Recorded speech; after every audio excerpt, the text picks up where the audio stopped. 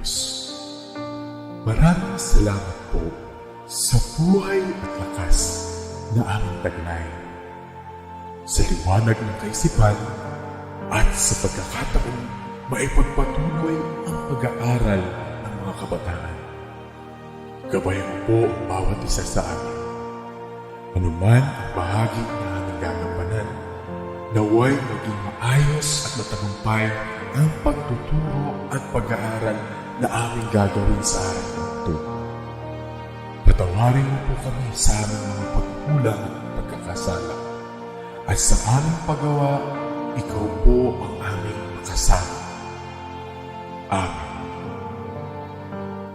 Great day, my dear learners! I am Ma'am LEILA SANTOS, your TLE live stream teacher for today. And I would like to welcome you again here on our TLE 8 class. Make sure you have your learning packets to guide you for today's lesson. Are you ready? Great! Alright, let's get started!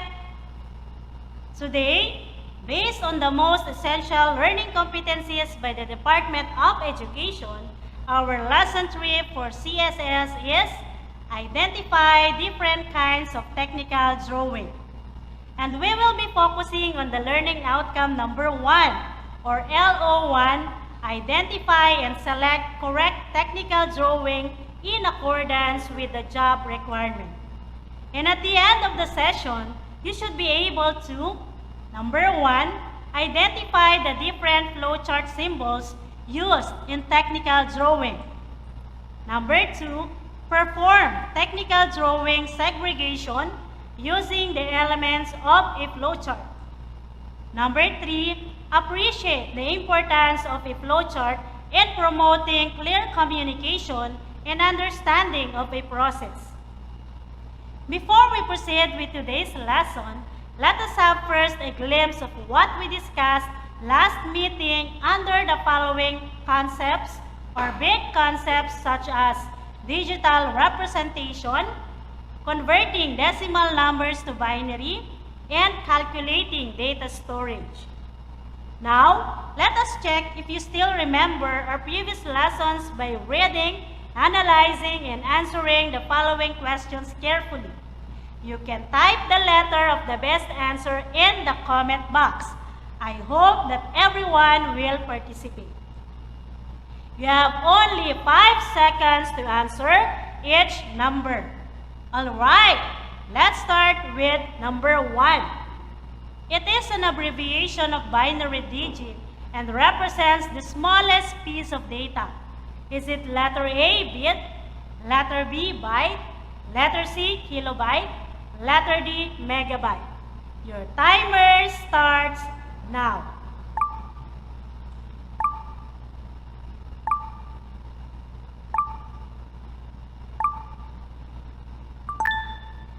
Time's up! My dear learners, what is your answer? Very good! Your answer is correct and that is letter A, bit. Next is for question number 2. Each group of 8 bits, such as the representation of letters and numbers, is known as a block. Is it letter A, bit, letter B, byte, letter C, gigabyte, or letter D, terabyte? Your timer starts now.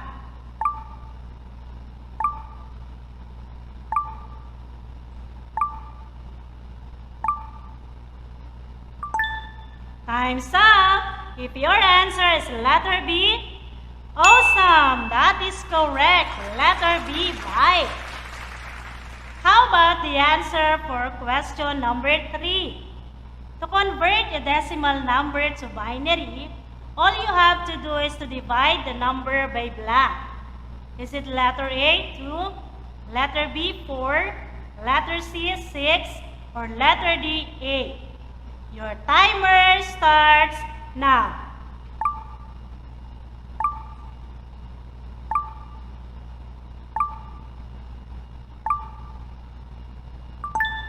Time's up! What is your answer, my dear learners? Terrific! Your answer is correct. That is letter A. Next Next is the question for number 4. This can be used to represent almost any type of information digitally, such as computer data, graphics, photos, voice, video, and music. Is it letter A, abbreviation, letter B, binary, letter C, codes, letter D, decimal? Your timer starts now.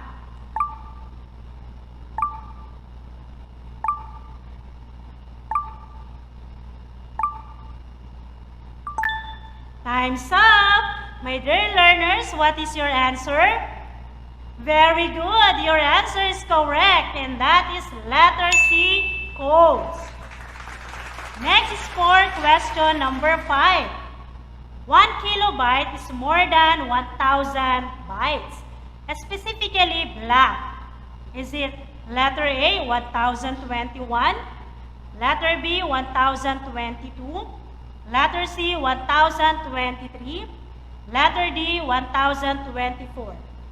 Your timer starts now.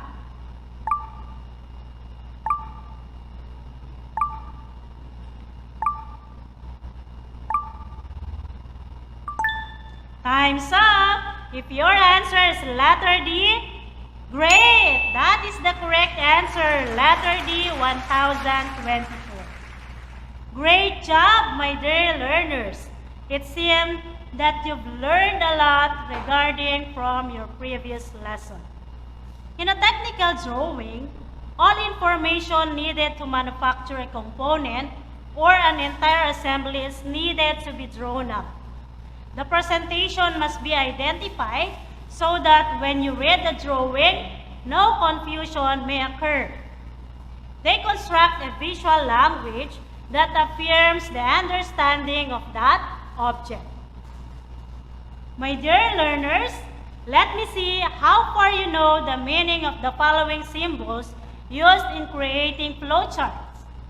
You have only 5 seconds to answer each symbol.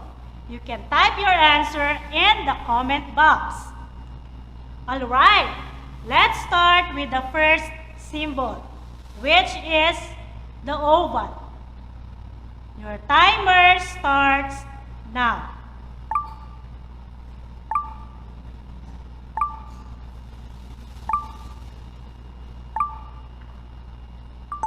Time's up! Can you fill in this symbol, my dear learners? Very good! That is a star! How about this symbol? Box. Your timer starts now.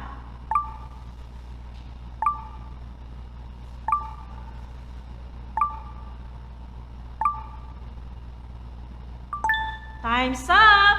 My dear learners, what is your answer? Great! You picked the correct word for this symbol. And that is process. Next is the diamond symbol. Your timer starts now.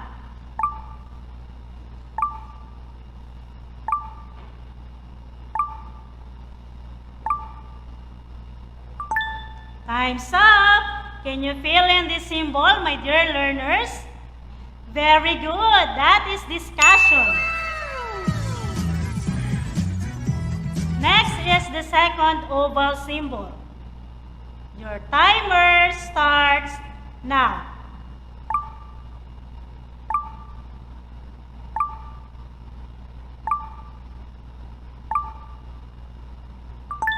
Time's up! If your answer is N, great! That is correct. That was so amazing. Great job! Let's start with our lesson for today. As I said a while ago, easy to understand symbols are used in some technical drawings like flowcharts. We define the flowchart as a diagram that uses graphic symbols to depict the nature and flow of the steps in a process. Another name for this tool is flow diagram. It is commonly used by system analysts to visualize the series of processes in a business system. This is a useful tool to design an efficient business system and to troubleshoot or improve an existing system. Class, do you have any idea about the elements of a flowchart? Great! Guess the elements of a flowchart by identifying the following description. You can type or key in your guess in the comment box. You have only 5 seconds to guess each number. Let's start with the first element. It is represented by a small rectangle with curved corners. This consists of the following letters. Your timer starts now.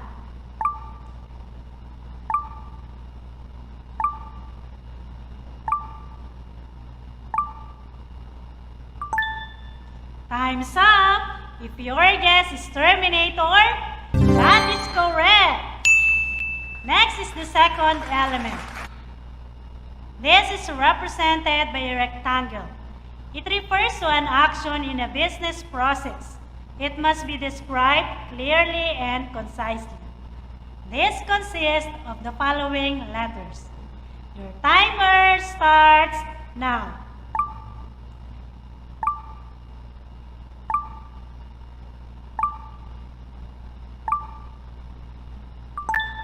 Time's up! If your guess is process, you did it! That is the correct answer. And for the third element, it is represented by a rectangle with double lines on each side. This consists of the following letters. Your timer starts now.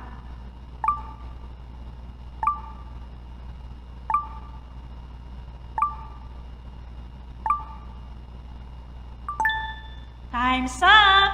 If your guess is sub-process, great! You've got the correct answer. Next element. This is represented by a diamond, a process that is answerable by a decision of either yes or no that requires a decision box. This consists of the following letters. Your timer starts now.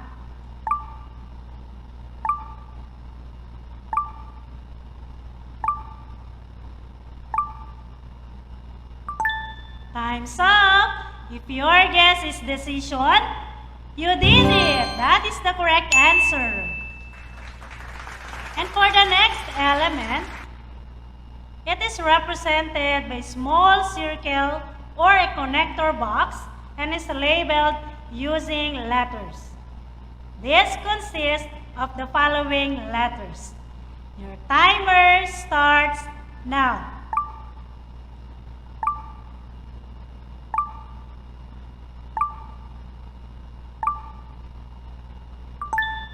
Time's up! If your guess is connector, terrific! That is the correct answer. Next is the last element. It is drawn in one direction, preferably from top to bottom, and keep a flowchart clear. This consists of the following letters. Your timer starts now.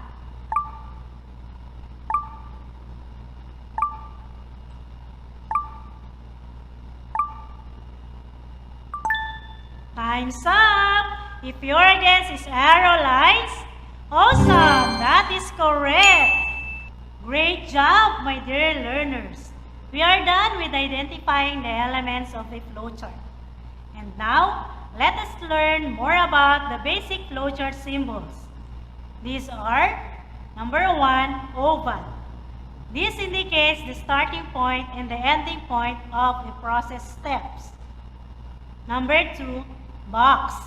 A box represents an individual step or activity in the process. Number 3, diamond.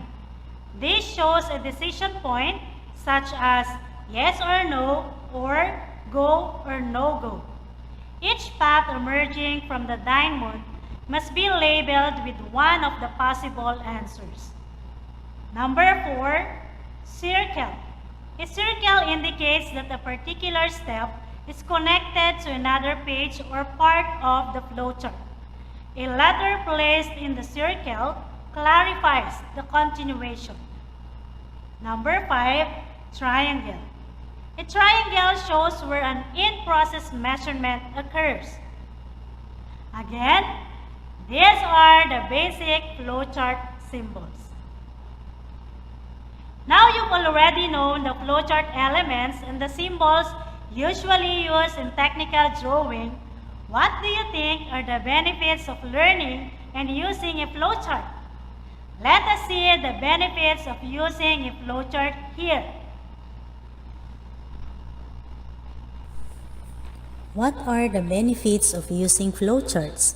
Number 1, promote understanding of a process.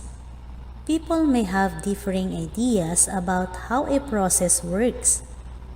A flowchart can help you gain agreement about the sequence of steps. Flowcharts promote understanding in a way that written procedures cannot do.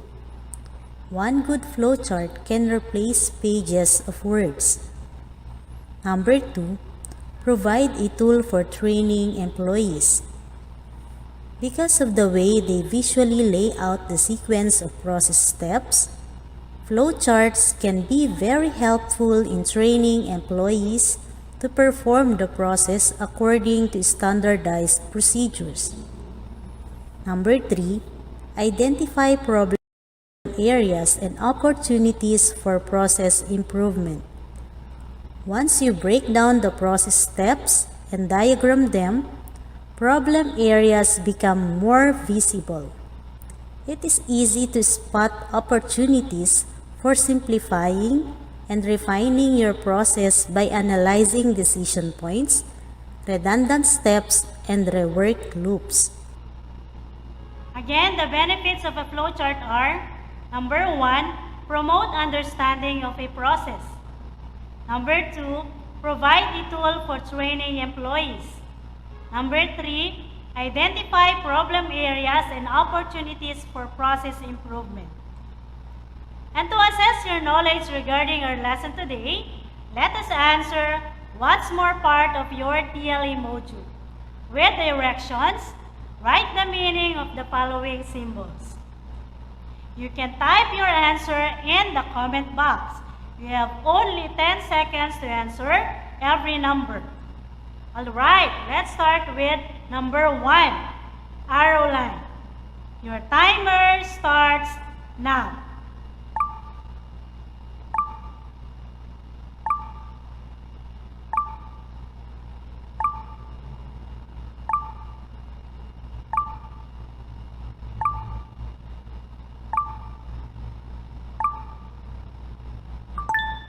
Time's up. If your answer is in the letter D, great, that is correct. Next is number 2, oval. Your timer starts now.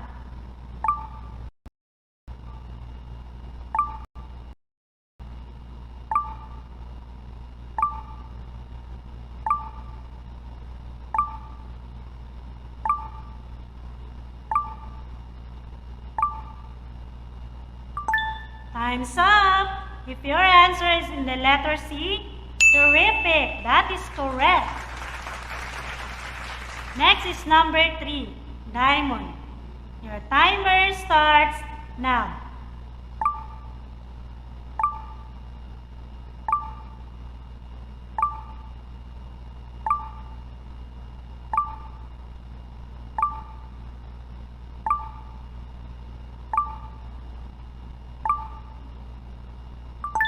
Time's up. If your answer is in the letter E, very good, that is correct. Next is number 4, box. Your timer starts now.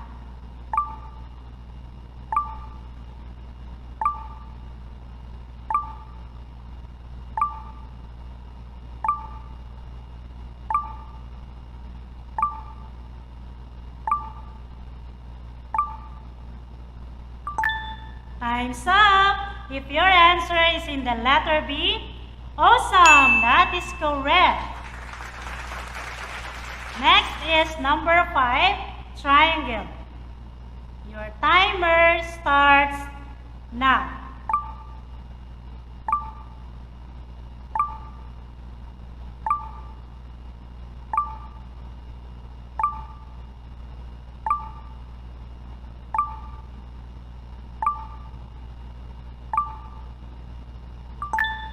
Time's up. If your answer is in the letter A, you nailed it. That is the correct answer. Next, let us answer at least 5 items regarding the elements of a flowchart. With directions, read the following sentences. Identify what is being described.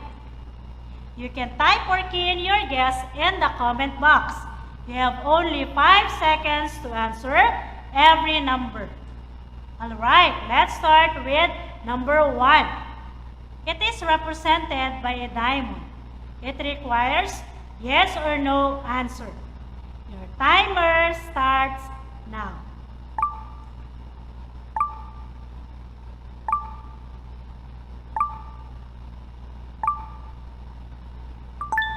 Time's up. If your answer is decision, very good. That is correct.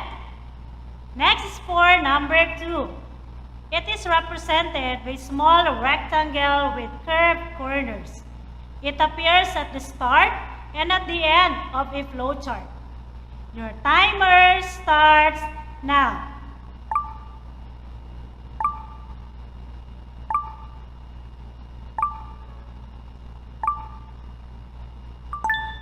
Time's up. If your answer is Terminator, great, that is correct. How about the answer for number 3?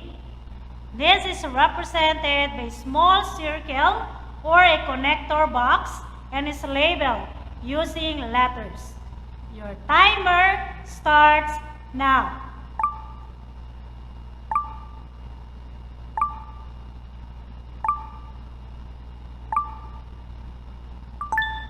Time's up.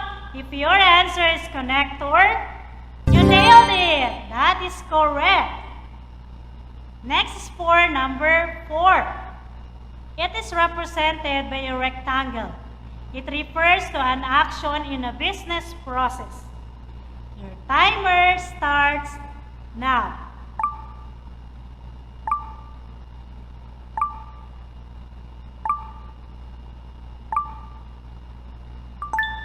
Time's up. If your answer is process, very good. That is correct. How about the answer for number 5? These are drawn in one direction, preferably from top to bottom to keep a flowchart clear. Your timer starts now.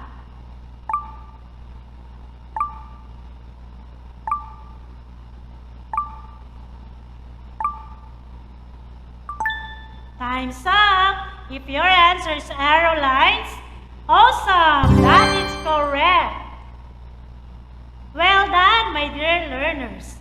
Reward yourself with this amazing clap. And for your assignment, select at least 2 topics and make flowchart of the processes involved in the activity. You can ask assistance from your subject teachers if you have questions or clarification. I do hope you've learned a lot from this learning episode. Once again, I am Ma'am LEILA Santos, your TLE live stream teacher. Have a great day, my dear learners.